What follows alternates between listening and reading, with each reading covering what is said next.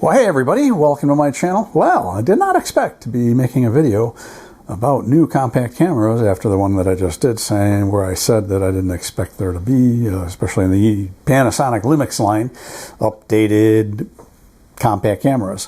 So I guess I was wrong. I wasn't completely wrong, because if you recall, the petapixel predictions were that we would see higher end compacts, you know.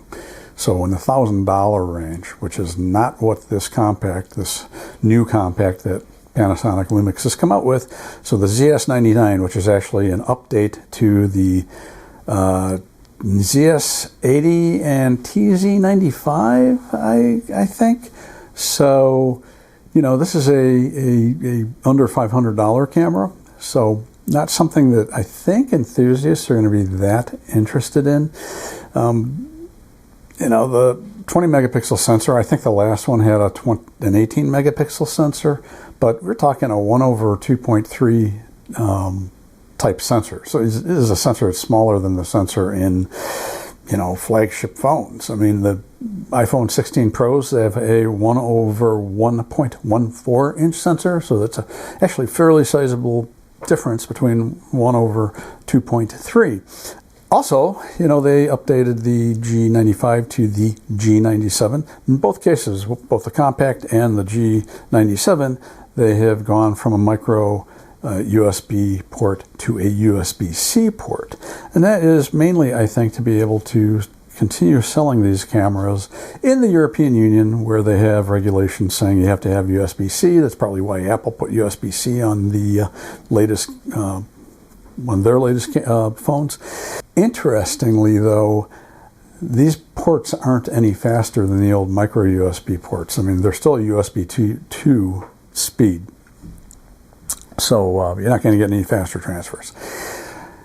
What I find really kind of interesting is, you know, reading some of the comments on some of the online articles, and also Richard Wong has 2 reviews. I mean, he's got a review up on the ZS99, TZ99, and the G97. But I was reading the comments, and I'll link to those videos down in the description. But reading the comments, I find comments sometimes just so entertaining.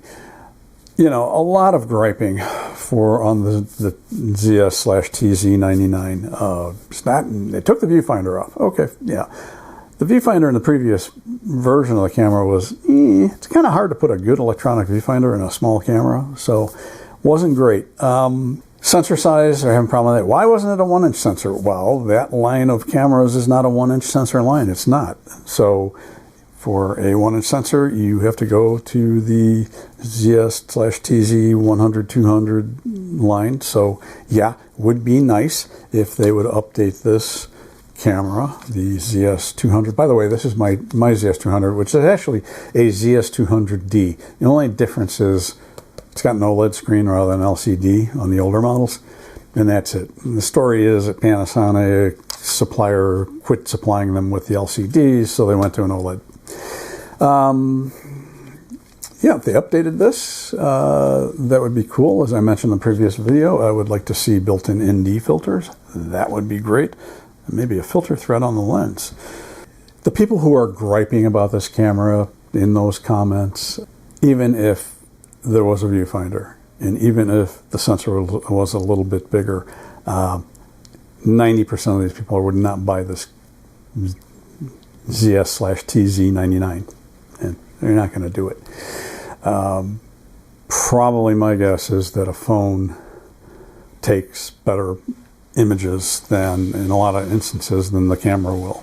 The advantage, though, is this really long 24 to 720 millimeter optical zoom. So where I see this market is for somebody who is using a phone but wants the longer range without the digital zoom problems that you have on phones, because the long end on phones is not that great because they use digital zoom. So there's that advantage.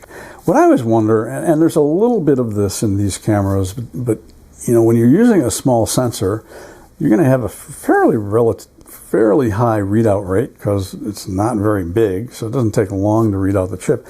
I don't know why they don't come out with a camera with this size chip or even a little bit bigger, maybe the size of the chips, the imaging chips that were in the later original Canon PowerShots, like the G15, G16, 1/1.7 inch type sensor.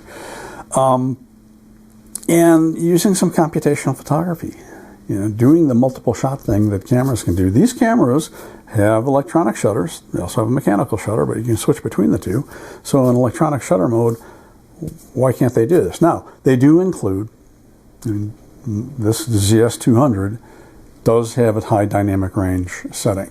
And so essentially it takes 3 shots. It's essentially bracketing. It's taking one over, one under, and one at the exposure, blends them together to give you a high dynamic range shot. I think it's 3 shots, pretty sure. iPhones take up to 9 shots. How I feel about upgrading, if you have the earlier model of either this ZS/TZ99 or a G95, I don't think there's much reason to upgrade them. I mean, here's my G95. I never ever use the USB port on this camera. I mean, I have a card reader. I don't charge it through the USB port. I have chargers that I use.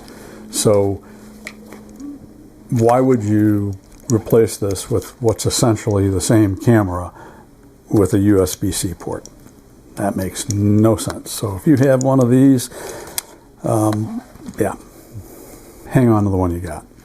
If you have one of the earlier ZS80 TZ95 models, again, if it's in good shape, why spend the money? Hopefully this is a harbinger of things to come because, I would like to see them update the higher-end compacts. The older I get, the less I want to lug a lot of stuff. Those are my thoughts on all of this. If you have any insights, comments, questions, leave them down below. I'm Todd Banner. I will see you next time.